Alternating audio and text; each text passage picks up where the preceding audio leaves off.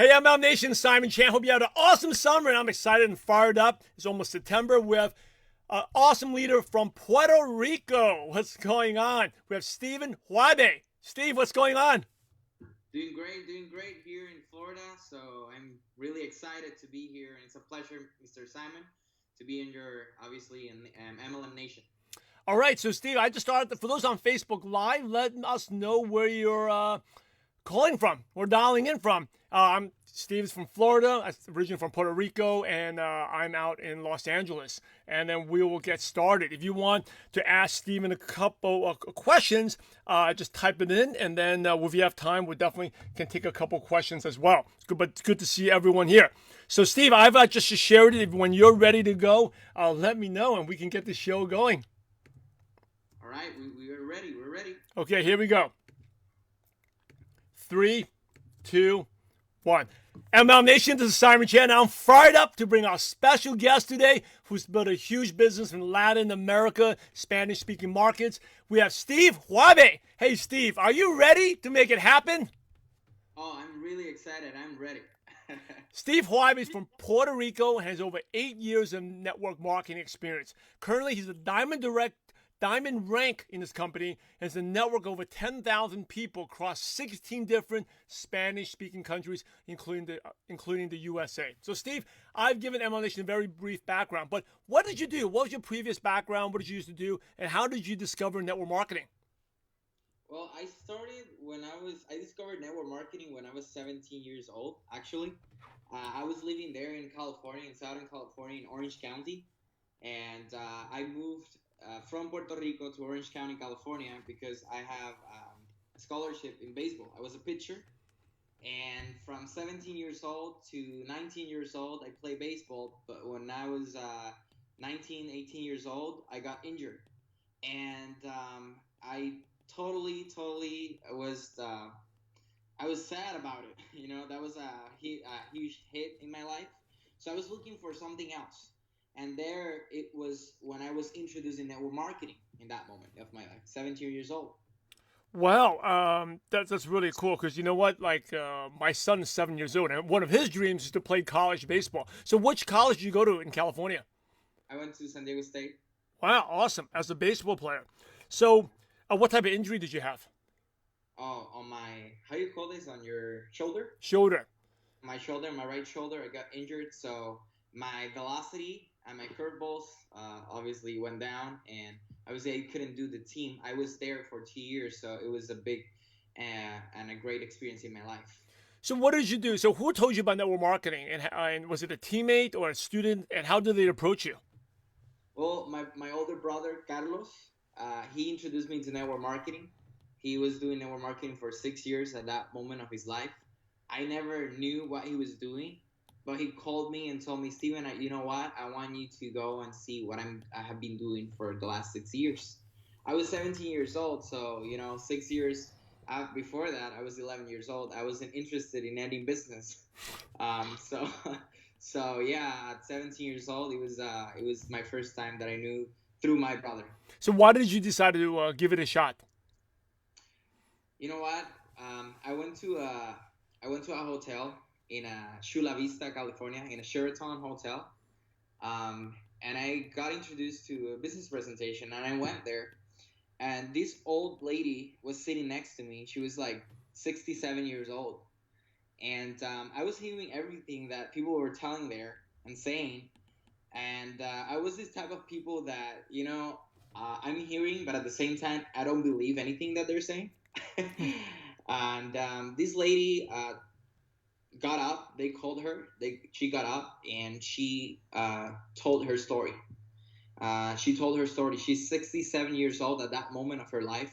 At 65, she got introduced at that company, and in that point of her life, she was making more than $10,000 a month.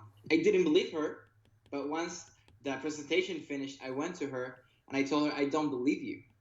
And she showed me her bank account, and I was like, oh my God, I need to give it a shot.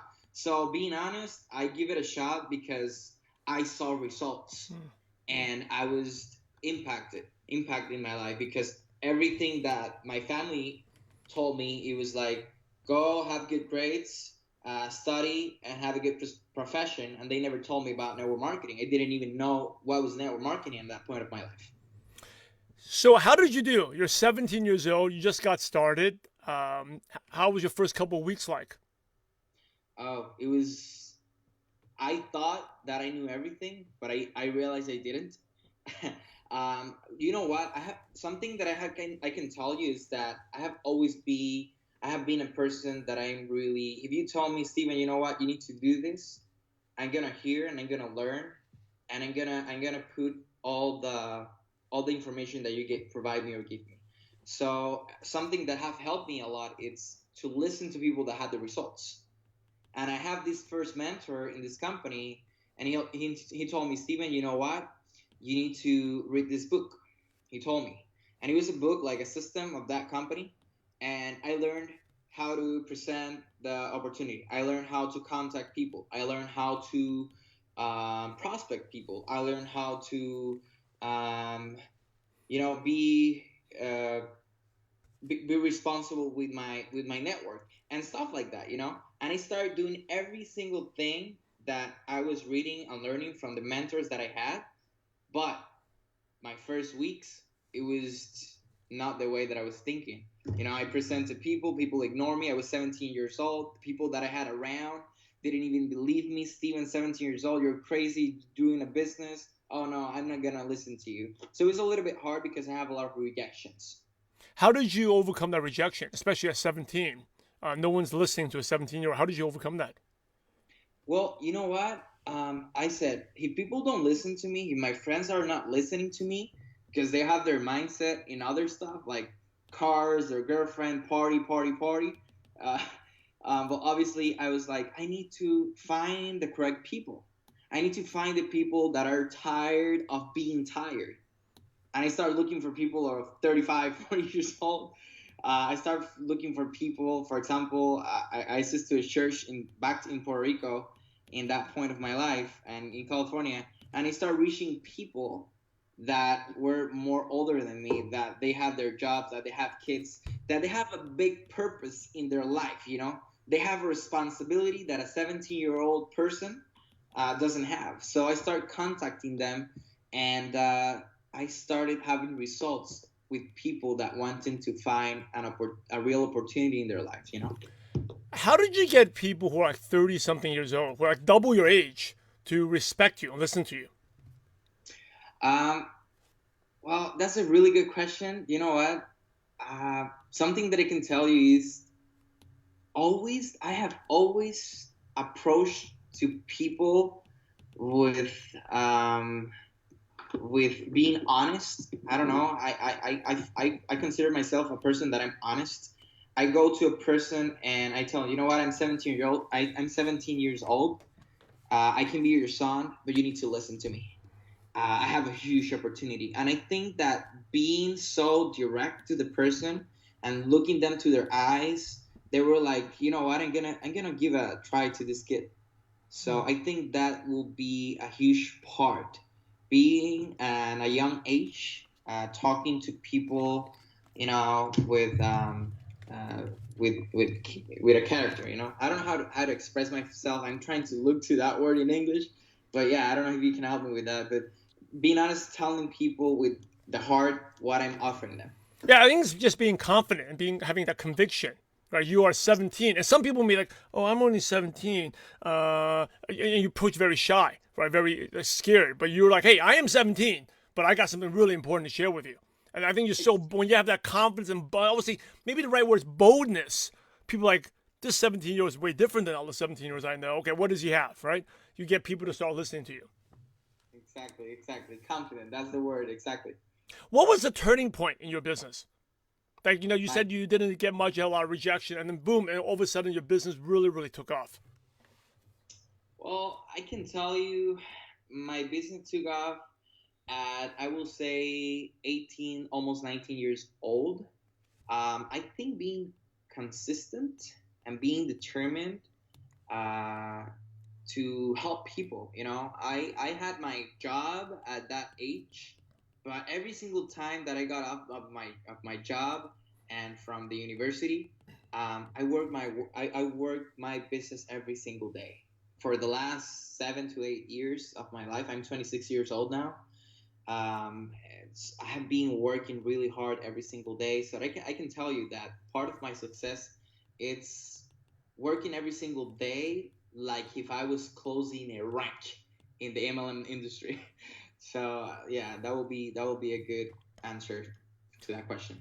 What do you mean when you say work hard? Give me a typical day. What's working hard so people know? Well, at the beginning, I thought that working hard was just presenting the opportunity, but there are 5 things that I consider working hard. I focused every single time in activities that are just not just activities, but productivities. Hmm. That's what I focused. Reading a book is an activity for me, but closing a person on the business is being productive. So I start focusing in 3 things, 5 things actually, that can help me out. First of all, selling the product or the service of my company. Second of all, prospecting with product or the service of my company.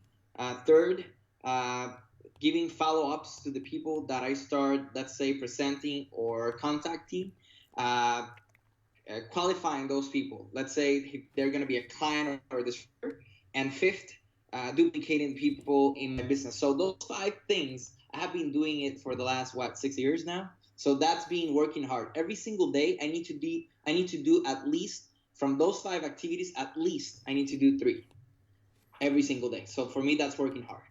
That is good stuff. So why don't you just go over the five again? Number one, selling a product. Number two, it's prospecting for the business or product, right? Selling the product, prospecting with the product or service. Number 3 will be following up with the person that I sold the product or they're interested in the product. Fourth will be qualifying those people, qualifying them in, okay, I think this person is going to be a client or a distributor or, a possible distributor. And fifth is duplicating them in doing what I do every single day. Hmm. This is my favorite question. In your 8 years, what is your worst moment in network marketing?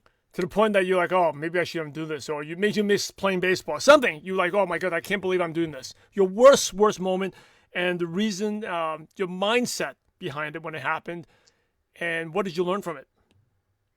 I can tell you my worst moment was 2 years and a half ago. Being in the industry for 6 years, starting at a young age, putting all my effort and work in companies and starting back from the beginning, it was a little bit hard for me because I was at 21 years old. I was being successful in the industry of network marketing, but at 24 years old, 2 years and a half ago, I obviously I have my worst moment in my life. I went back and lived with my parents. I was in my worst economic situation ever. I was making $150 a week. I was desperate and just thinking about it, starting again, and obviously growing a business was a little bit hard for me. But I remember something that I went back. It's again that lady, 67 years old. I was 24 years old at 2 years ago, and I was like, you know what? If she did it at that age, I can do it every single day if I want. So at that moment of my life, 2 years and a half ago, I was in the worst moment in my uh, MLM industry moment. In my worst moment of my life, talking about money and money situations. So yeah, that would be the worst situation ever. A lot of times people say network marketing can set you free, and you were in a tough spot, like $150 a week, living with your parents. Why did you decide to keep doing network marketing? Because I tried. When I love giving examples to people. When you try, when you're in a mall and people tell you try this food and they give you the food and you try it and you keep walking, but you're like, oh, this is really good. And you go back and you say, I want what I just ate or what you just gave me. So at 21, from 23 years old, I had that bit of success in my life. and I knew what was not depending on a job or a boss or having that stress of waking up really early in the morning and getting home late and being tired. So I give it a shot again. I was like, if I don't do it in this industry, I will never do it in any other industry ever in my life. And something that I love, Simon, is helping people. So that's why I gave it a shot again in network marketing. That's awesome. Hey, you have built a big team in 16 different countries, Latin America. What tips can you share about building for those who are, I know Latin America economies are really growing, developing. What tips can you share for those who want to expand in different countries? You know what? I heard this saying like 5 years ago. I heard if you want to build a huge team in a fast matter, build in United States. But if you want to change lives in a fast matter, build in Latin America. And being from Puerto Rico and building teams in like Mexico, Colombia, El Salvador, Costa Rica, and stuff like that, I have seen that people are hungry to have success. Something that I admire of Latin American people is that people don't say no. If you tell them about an opportunity, people are gonna go for it, even though they don't know about it. And building in Latin America, it's something that is a blessing for me because I have helped so many people. In Latin America, the average of people making money a month in dollars, we're talking about from $300 to $500 a month. And when you have a good opportunity and you start helping people make $300, $500 a week, definitely you change their lives.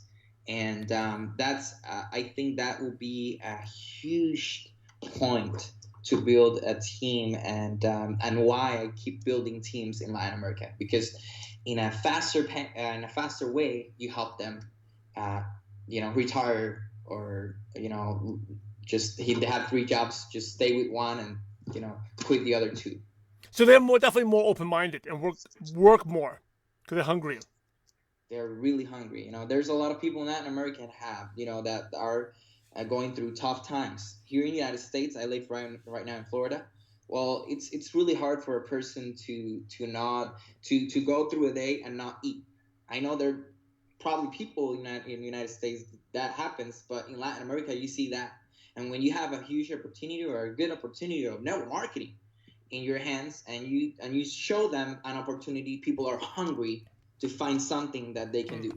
Yeah, that reminds me when I built in Philippines, like a less developed country. Like people are hungrier. Like people want like the American dream. Like a lot of things that we in a first world country like Canada, U.S., Australia, U.K., Europe that we take for granted. Like eating, right? Like in the U.S., almost everyone eats. You may not eat as well, but you can eat. But in those countries, you're really like not eating at all.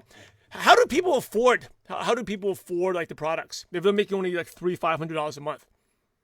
Right. Well, you know what? Something that I can tell you is people, if they make $500 a month, let's say, and they need to invest $200, $300, people were talking about half of what you make a month. So people, when they see the opportunity or they find a way that you're giving them an opportunity that there's going to be good for them to make money or make an extra income, people would really, they will do whatever it takes to invest. So that's what I have experienced in the last 7-8 years in our marketing. People will invest when they see a real opportunity in their hands. Yeah. I think the same thing in the Philippines, Indonesia, Thailand. They may not afford it, but they may only make $300 a month. But they will borrow money, they will take loans, apply for extra credit cards. They'll find a way, like you said. If the opportunity is there, they will find a way to come up with the money. Simon, you know what? Now that you're saying that, I have this it gave me like a flashback. I was 5 years ago. I was in Dominican Republic. I'm from Puerto Rico, so I traveled to Dominican Republic, and I was presenting the opportunity of that company in that point of my life in this small place. It was like 15 people, and this lady came to me and told me, you know what? I don't have the money to join the company, but if you gave me products to me, I will come back in 2 hours. You know what? I don't know, but something told me just give it to her, at least 2 3 products. I give it to her, and I was like, you know what? This lady's not gonna come back. 2 hours later, this lady came back with a lot of Dominican pesos in her hands, and she threw it to me, and she told me, "Is this enough to join the company?" And I was so impressed. I was like, "Wow, people here are hungry. People really and desire that success, and that's something that you said. You know, people are really hungry, and they really want that, being successful in life." And in many ways, I found out they're very more entrepreneurial. They'll come up ways to sell that product, right? Even they may not sell it in the box, and maybe open the box and sell by individual samples. They'll find a way to get the money. And if it's not credit card, they'll throw these coins at you. Hey, this is my money. But they will get the money. Totally. You know, one of my leaders when I was building the Philippines had no money. I actually borrowed money from a loan shark. You know, but he was able to pay the money back in 3. And every morning, at 8 a.m. in the morning, borrowed about like $800, $750, $800. He had to pay back $25 US. That's about $20 US. It was like 1,000 pesos. And basically, he had to take the products and sell them, right? And he and his wife would sell them. But every morning at 8 a.m., he would give $20 back to the loan shark and paid off the money. And now today, he's like a full-time leader, making over $60,000 a year. You know, living like a dream. But people are hungry. I mean, so if you're listening to watching this MLM Nation, just know that when you go to different markets, the culture is slightly different. That we would think would be crazy to do that in the U.S., like selling products and giving back a bunch of coins, like, you know. But, you know, different markets, if there's a will, there's a way. You just have to show them the opportunity, and people are hungry and willing to invest. And I think there's a lot of opportunity where you can go really, really quickly, really, really fast. 100%. Hey, thank you for sharing that. As we go towards the end of the show, some quick questions to pick your brain, okay? First one is, what is one of your favorite success quotes that motivates you? I can tell you, I don't have a quote, but I can tell you a quote for me will be, let's say, work every single day your butt off. You know, I have a saying, and it's work Sunday, Monday, Tuesday, Wednesday, Thursday, Friday, and Saturday. Every single day. Be determined. Be determined, but do everything with love. Be determined, but do everything with love. That's a quote that I can tell you that I love. Be determined, but do everything with love. I love it. What is one habit that's helped you become successful? A habit that people can become successful, it's, for example, something that helped me a lot, it's reading books. So I didn't have that habit, and I'm being honest, I started that habit 4 years ago. I started reading different books. I start taking time off to start listening to people like you, Simon, people that have the results, people that have been there, and start educating myself. So this, like, for example, MLM Nation is a huge and great way, and all the people that are listening out there, is a huge and great way to learn and grow and be successful. So I started reading books and listening to people that have the success and have the way and have the different ways to be successful in this industry. So that's something that helped me a lot. What's the best piece of advice you ever received? Oh, three things. And I heard this from a great leader of a different company. I have never been in that company, but I heard him in person, and he told me three things. He told me, tell stories, ask questions, and give options.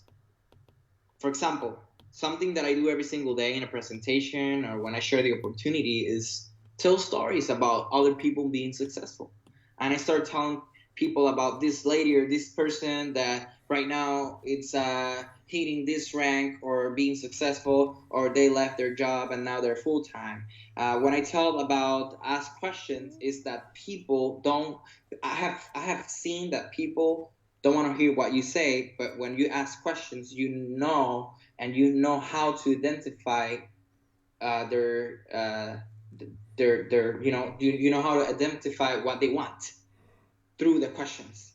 and giving options. Giving options is people are listening or people listen to you, but when you give options, people don't feel like you're trying to sell something. So three things that I have learned, it's uh, tell stories, ask questions, and give options. What's an example of an option for our listeners to know? Like, what's an option you'll give someone? An option that I give someone when I present the opportunity, or I start, when I do give a presentation to someone, is I tell them, you don't need to join the company. You don't need to do this. If you don't feel like doing this business, it's okay. But you can be a client, or you can be a distributor, or you can probably think about it, but that's another that for example, Simon, what I want to say is, and sorry that I'm not expressing myself very well, since English is my second language, but what I want to say is giving options to people is, you know what, Simon, you don't need to join my company, but you can be a client. You know what, Simon, I know that you're interested in the products and not in the company, but you can do the company too. If I show you a way that you can do this business and be successful, are you willing to work with me? That's giving options to people. Good. I love it. What is your favorite prospecting tool you use? Do you use a webinar, video, Zoom, especially building in Latin America? How do you do it? Oh, I do a lot of Zoom. I work with Zoom. I love Zoom, and obviously Skype too. We're using Skype. I use Skype a lot, and I use Zoom to connect with people. You know what? Working in Latin America, I can tell you 6, 8 years ago, it was a little bit hard. But today, 2018, every single person has a phone in their hands. And even though in Latin America, a lot of people have internet and phone and a smartphone. So connecting to people in these days is a lot easier. Being honest, 6, 7 years ago, growing the company that I was doing in that moment of my life, it was more like person to person. Today, in the company I'm doing right now, 90% of my time, I'm building my business through my phone and computer using Zoom and Facebook groups. I use those two tools, Zoom and Facebook groups. There you go. Two great resources, Zoom and Facebook groups. And you talked about reading before. What's one book you could recommend? It's called, I don't know if you have heard it before. It's called Pitch Perfect.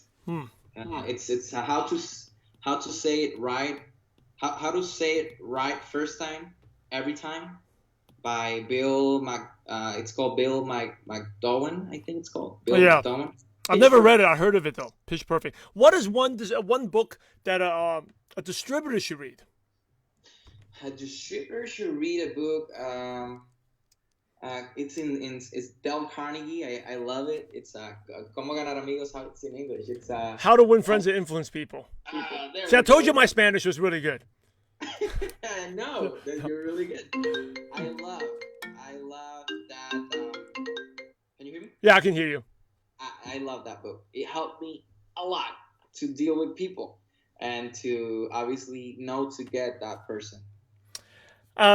Here's the last question, the $1 million question. You ready? I'm ready. So imagine you had to start all over again and you knew no one. So didn't know your family, didn't know your brother. You're like an alien that went to another planet.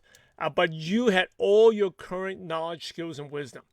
What's the first thing you do or the first place you go to build a MLM business from scratch?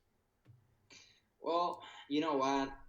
Today, like I said, in 2018, we have a lot of social media. And something that I have found for the last 2 to 3 years, it's building my business through social media. I don't need to go to a place physically. I can find people all around the world through social media, through Facebook, through Snapchat, through Twitter, and through other Instagram and stuff like that. And something that I like to do, Simon, is to answer the question that you just asked me, is to build my business, but first having a relationship with people. When I approach to a prospect, I don't seem that I'm interested in them to see my product or my business. I just want to make a relationship with that person. And once I feel that I did a click with that person, then I approach in obviously using different ways to approach and tell them about my business. So if I need to start to do everything again, I will definitely start looking and searching for people through social media. That's something that have helped me for the last 3 years, and I'm not gonna stop. I'm gonna keep building my business through Facebook, Instagram, Twitter, Snapchat, and stuff like that. Where would you go on social media? Like, do you go to Facebook groups? How would you find your friends, to meet new friends? This is a really good advice that I'm gonna give you right now. It has helped me a lot, and I have noticed that people are not exploding it. A lot of people in network marketing are not exploding this, but I work a lot with Facebook groups. And when I say Facebook groups, it's not creating a group. There's already Facebook groups out there, like selling stuff, like Craigslist, for example, and groups like that. There's a lot of groups that people don't even imagine in Facebook that they already exist, that someone is an admin, and there's like 100,000 people in that group. And I start posting stuff to attract those people that are curious about making more money and extra income, or selling a product, or being healthy. And I use groups, Facebook groups, like private Facebook groups that I join every single day to start promoting my product, my service, or my business. That's what I'm talking about. And I have found a lot of people through that. Awesome. And as we wrap up, Facebook, by the way, Facebook groups is one of my favorite ways to meet people. Joining groups that even, I'm actually in a lot of youth baseball groups, just meeting friends, meeting people. And like you said, if you meet friends first, they'll become prospects later. So great advice, Steven. Hey, as we wrap up, any last words or advice? And then what's the best way our listeners can connect with you? People can connect through me through Facebook. My name is, I love Facebook. I use that a lot. So Facebook, Steven Juarbe, Steven, Steven, and my last name, Juarbe, as in boy, E. Through my .com page, it's my name, Steven Juarbe, Steven, Juarbe.com. And being honest, I have two phones. I have my personal phone and my business phone. So people, if they want to connect with me, they can. I'm going to throw it there. It's 787-398-9990. People just can text me. I prefer text or WhatsApp, and people can connect with me. Hey, you're a real global entrepreneur. It brings back memories when I was building in Asia, Malaysia, Philippines. Every leader has at least 2 mobile phones. That's when you know you're working hard. Hey, thank you so much, Steven. Hey, MLM Nation, you remember, you're the average of the 5 people you spend the most time with. And today, you've been hanging out with Steven Juarbe. So keep up the momentum. Go to MLMNation.com and just type in Steve. His last name starts with a J, Juarbe, Steve, and all the nuggets of wisdom and link to contact Steve. And also his phone number will be right there.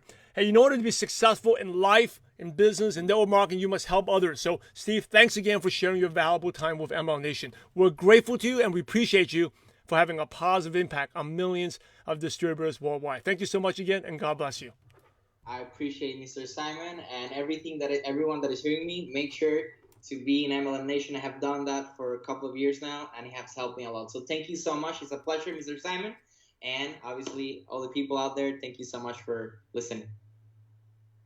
Hey, that was awesome. Don't hang up yet. I want to talk to you personally, but let me just wrap up this Facebook Live, okay? Hey, those on Facebook Live, you just heard from Steven Juarbe. Connect with them. Go check him on Facebook. I've actually tagged them on the post so you can connect with, be friends with them. Anyway, hey, this is Steven out in Florida, Simon out in Los Angeles. We're both loud and proud to be part of this amazing profession. Take what you learn, tons of gold nuggets about rejection, about building a Latin American markets, about social media, the Facebook groups. Connect with Steven. Thank you for watching. And remember, we're in the profession to help others. So go out there and have a positive impact on someone's life today.